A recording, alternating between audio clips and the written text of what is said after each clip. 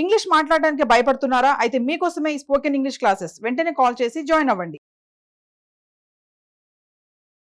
Hello నమస్తే welcome to Suman TV. ప్రస్తుతం మనతో పాటు immigration law consultant advocate Aditya Mallela గారు ఉన్నారు. వీరితో ఈరోజు మనం ఇమిగ్రేషన్ రిలేటెడ్ అన్ని కూడా డౌట్స్ ఏమన్నా క్లియర్ చేసుకుందాం. హలో అండి, నమస్తే. నమస్తే. సో ఇప్పుడు యూకే కూడా మనకి ఇప్పుడు రీసెంట్గా యూఎస్లో ట్రంప్ రూల్స్ పాస్ చేసినట్టు ఇమిగ్రేషన్ పట్ల యూకేలో కూడా అలాంటివే రూల్స్ పాస్ అవబోతున్నాయి అని చెప్పి వస్తున్నాయి మా వార్తలు. అది ఎంతవరకు నిజం అంటారు? యాక్చువల్లీ యుఎస్ఏ కాదు, యూకే కూడా డిపోర్ట్ చేస్తాను. అంటే ఈ డిపోర్టేషన్ అనేది ఇది నిరంతర ప్రక్రియ. అంటే ఏంటంటే ఇప్పుడు స్టార్ట్ అయిందని మాత్రమే కాదు, ఎప్పటి నుంచో జరిగిద్ది. రెగ్యులర్గా ఏంటంటే వాళ్ళకి కొంత స్క్రూటినీ ఉంటుంది. అంటే డిపోర్టేషన్ కూడా రకరకాలుగా జరిగే సిచ్యువేషన్ ఉంటుంది కాబట్టి. సో ఓన్లీ యూకే యుఎస్ మాత్రమే కాదు, వేరే కంట్రీస్ కూడా ఒకవేళ ఏదైనా ఇల్లీగల్గా వాళ్ళు ఫైండ్ అవుట్ చేస్తే డిపోర్ట్ చేస్తారు డెఫినెట్గా. బట్ ఎప్పుడైతే ట్రంప్ వచ్చి ఇలా యుఎస్లో ఎక్కువ ఇమిగ్రేషన్ అంటే ఎక్కువ మంది మైగ్రేట్ అయ్యారు యుఎస్ కి. అంత ముందు కూడా మనం చూసుకుంటే యుఎస్ కి మాత్రమే కాదు, యుఎస్ లో ఏంటంటే గ్రీన్ కార్డ్ రావడానికి 15-20 ఇయర్స్ పడుతుందని చెప్పి ఇప్పుడున్న సిచ్యువేషన్ అయితే 100 ఇయర్స్ పైన పడుతుంది గ్రీన్ కార్డ్ రావడానికి. బట్ ఏంటంటే ఇంతకుముందు ఒకప్పుడు 15-20 ఇయర్స్ పట్టేస్తుంది యుఎస్ లో సెటిల్మెంట్, అంటే వాళ్ళకి గ్రీన్ కార్డ్ కాబట్టి. చాలా మంది ఏంటంటే యూకేకి, కెనడాకి, ఆస్ట్రేలియాకి కూడా వెళ్ళారు చదువుకుంటారు. సో అక్కడ ఏంటి వాళ్ళకున్న డైనమిక్స్ కొంచెం యుఎస్ కంటే డిఫరెంట్ డైనమిక్స్ ఉంటాయి. డైనమిక్స్ అంటే ఎలా అంటే డ్యూరేషన్ పాయింట్ ఆఫ్ వ్యూలో అవనండి, వర్క్ పాయింట్ ఆఫ్ వ్యూలో అవనండి, కొన్ని డిఫరెంట్ గా ఉంటది అనమాట డైనమిక్స్. ఇప్పుడు ఒక్కొక్క కంట్రీకి ఒక డైనమిక్స్ ఉంటాయి. మన వాళ్ళకి జర్మనీకి వెళ్తున్నారు, స్వీడన్కి వెళ్తున్నారు, ఆస్ట్రియా లాంటి ప్లేసెస్, యూరోపియన్ కంట్రీస్ అన్నిటికి కూడా చదువుకోవడానికి వెళ్తున్నారు. అయితే వాళ్ళు అక్కడ వెళ్ళింది ఎందుకు అంటే మోస్ట్ ఆఫ్ ద టైమ్ ఇప్పుడు కెనడా, ఆస్ట్రేలియా, యూకే వెళ్ళినాళ్ళు కూడా 7 to 10 years లో అలాంటి ప్లేసెస్ లో సెటిల్ అవ్వచ్చు అలాంటి ఉద్దేశంతో వెళ్ళారు. సో అక్కడ సిస్టమ్ ఏంటి అంటే ఇప్పుడు యుఎస్ కూడా గ్రీన్ కార్డ్ అంటారు, అంటే పర్మనెంట్ రెసిడెన్సీని గ్రీన్ కార్డ్ అంటారు. యూకే, కెనడా, ఆస్ట్రేలియా ఇలాంటి చోట కూడా మనకి ఏంటంటే పిఆర్ అంటారు. పిఆర్ లో కూడా ఇప్పుడు కెనడా అయితే ఫస్ట్ ఏంటంటే టెరిటోరియల్ స్టేట్ పిఆర్ ఇచ్చింది, తర్వాత ఏంటంటే కంట్రీ పిఆర్ ఇస్తుంది. వాళ్ళు కొంచెం సిస్టమ్ డిఫరెంట్ గా ఉంటుంది. ఆస్ట్రేలియాలో అనుకోండి పిఆర్ బేస్డ్ ఆన్ ఇప్పుడు పాయింట్స్. ఆస్ట్రేలియా, కెనడా, యూకేలో ఇప్పుడు మనకి డైరెక్ట్ గా మైగ్రేట్ అయ్యే వాళ్ళకి ఐలెట్స్ రాసి, ఇప్పుడు ఐలెట్స్ లో కూడా జనరల్ ఉంటది, అకాడమిక్ అని ఉంటది. సో అకాడమిక్ అంటే ఫర్ స్టడీ పర్పస్ కి వెళ్ళేది. అలానే జనరల్ అయితే ఏమో మనం డైరెక్ట్ గా మన ఎక్స్పీరియన్స్ బేస్ చేసుకొని, లేకపోతే మనం మ్యారీడ్ అయితే మన స్పౌస్ ఎక్స్పీరియన్స్ బేస్ చేసుకొని, మనకున్న పోస్ట్ గ్రాడ్యుయేషన్ డిగ్రీస్ బేస్ చేసుకొని, లేదా రీసెర్చ్ డిగ్రీస్ బేస్ చేసుకొని. ఇప్పుడు కొన్నిసార్లు ఏంటంటే ఆస్ట్రేలియాలో మధ్యలో ఏంటంటే ఫ్యాషన్ డిజైనింగ్, కన్స్ట్రక్షన్ ఇండస్ట్రీకి ఎక్కువ డిమాండ్ ఉండటం వల్ల అటు వెళ్ళటము, రూల్స్ రిలాక్స్ చేశారు. అలానే కెనడా కూడా అలానే అయింది. యూరోప్ లో కూడా ఏంటంటే చాలా మంది మైగ్రేట్ అయిన వాళ్ళు అప్పుడులో ఏమయ్యేది అంటే స్టూడెంట్ చదువుకుంటాం అయిపోయినాక వాళ్ళు ఏం చేసేవాళ్ళు అంటే వాళ్ళకి టెక్నికల్ జాబ్స్ చేయకుండా వాళ్ళకున్న వర్క్ వీసా మీద ఇప్పుడు మెక్డొనాల్డ్స్ లేకపోతే అలాంటి కేఎఫ్సి అలాంటి వాటిల్లో వర్క్ చేయడం జరిగింది. అప్పుడు ఏంటంటే చాలా మంది అలానే వర్క్ చేసుకుంటా వాళ్ళు ఏంటంటే అప్పుడున్న రూల్స్ ప్రకారం అక్కడ సెటిల్ అవటం జరిగింది అనమాట. సో మోర్ ఓవర్ అలా మైగ్రేట్ అయిన వాళ్ళు కూడా చాలా మంది చాలా కంట్రీస్ లో యుఎస్ లో ఉన్నంత జాబ్ మార్కెట్ లేదని మళ్ళీ యుఎస్ మూవ్ అవటం జరిగింది కూడా. ఎందుకంటే యుఎస్ అయితే కొంచెం మోర్ స్టాండర్డ్ గా ఉంటుంది, వాళ్ళకి మోర్ ఫైనాన్షియల్ స్టెబిలిటీ ఉంటుందని. ఇప్పుడు కెనడా, ఆస్ట్రేలియా కానీ యూకే పరంగా కూడా చూసుకుంటే ఇప్పుడు మనం ట్రంప్ చెప్తున్నాడు కదా ఇంపోర్ట్స్ ఎక్స్పోర్ట్స్ వీటి మీద ట్యాక్స్లు ఎలానో, అలా మిగతా కంట్రీస్ లో కూడా వాళ్ళు ఎక్కువ ఏంటంటే బయట నుంచి ప్రొడక్ట్స్ తెచ్చుకోవడం వల్ల అక్కడ లివింగ్ ఎక్స్పెండిచర్ కూడా ఇంకా ఎక్కువ ఉండే అవకాశం ఉంటుంది. యూరోప్ కి వెళ్ళే వాళ్ళు కూడా కొంతమంది ఎందుకు వెళ్ళారు అంటే, లేకపోతే ఎందుకు వెళ్తున్నారు అంటే ఇప్పుడు అదర్ ప్లేసెస్ చూస్తున్నారు. అంటే ఓన్లీ యుఎస్ లో రూల్స్ స్ట్రిక్ట్ గా ఉన్నాయి, ఎక్కువ టైం పట్టేస్తుంది సెటిల్ అవడానికి అన్న ఉద్దేశంతో వేరే యూరోపియన్ కంట్రీస్కి వెళ్ళడానికి ఇష్టపడుతున్నారు. యూరోపియన్ కంట్రీస్కి వెళ్ళినప్పుడు ఏమవుతుంది, అక్కడ ఎడ్యుకేషన్ వచ్చేసి మీకు ఫ్రీగా ఎడ్యుకేషన్ ఇస్తారు. ఆఫ్ కోర్స్ లైక్ యూరోప్ ఏంటంటే ఎడ్యుకేషన్ కి చాలా ఫేమస్, బట్ ఏంటంటే లివింగ్ ఎక్స్పెన్సెస్ ఇవన్నీ కూడా ఎక్కువ ఉంటాయి.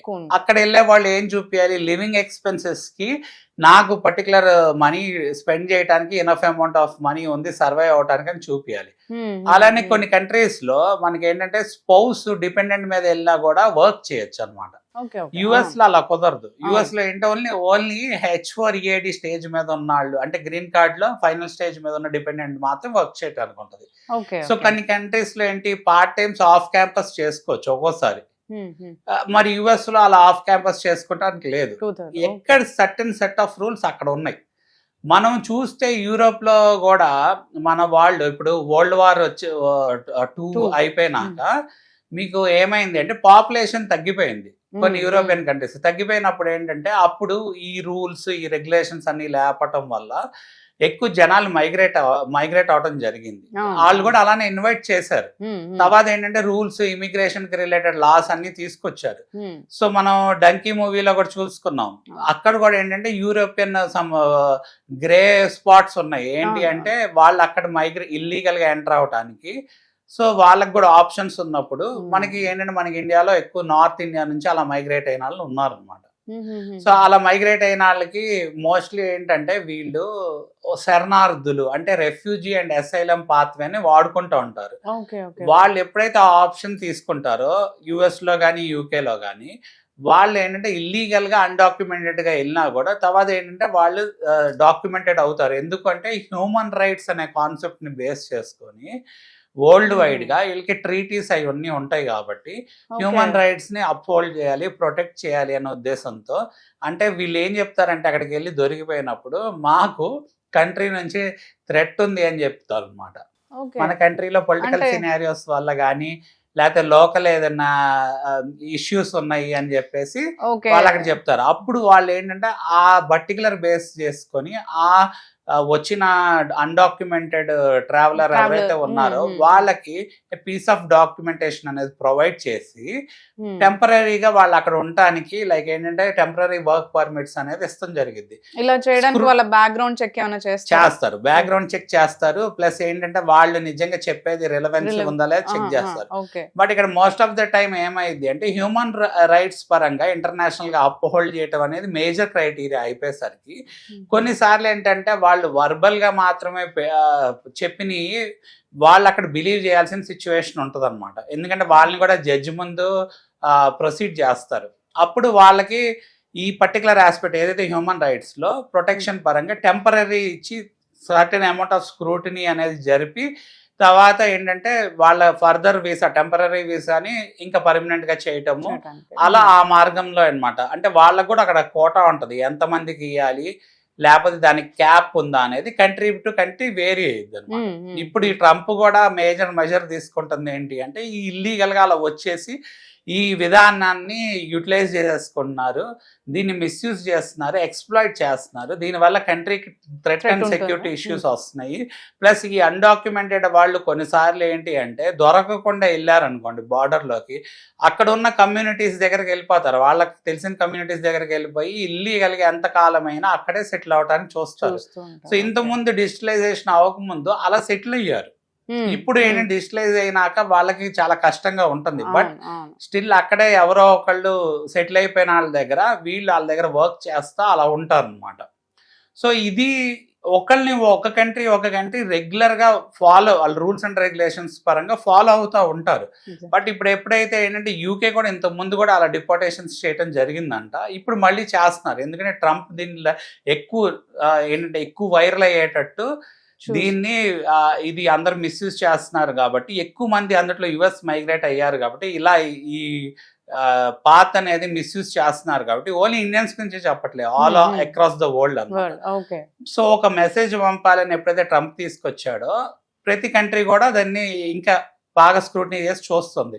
ఇప్పుడు ఇక్కడే కాదు, మనకి మిడిల్ ఈస్ట్, సౌదీ అరేబియా లాంటి కంట్రీస్ లో ఇంత ముందు భయపడేవాళ్ళు, అసలు అక్కడికి వెళ్తే ఏంటంటే పాస్పోర్ట్ తీసేసుకొని ఇబ్బంది పెడతారేమో అని. ఇప్పుడు కూడా అదే పరిస్థితి ఉందని ఇప్పుడు కొంచెం రిలాక్స్ అయినాయి.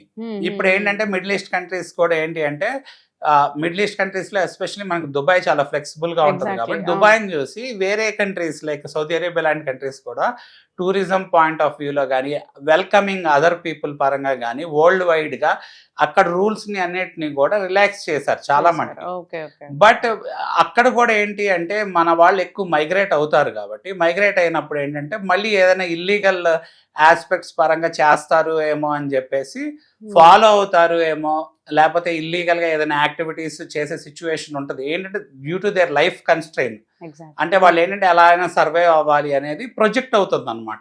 అలా కొంతమంది చేసే వాళ్ళు ఉన్నారు కొన్ని ఆస్పెక్ట్స్ పరంగా లా అవాయిడ్ చేయకుండా. ఇంతకుముందు బాగా సీరియస్గా ఉండేది కాబట్టి ఎవరు ధైర్యం చేసేవాళ్ళు కాదు అక్కడ.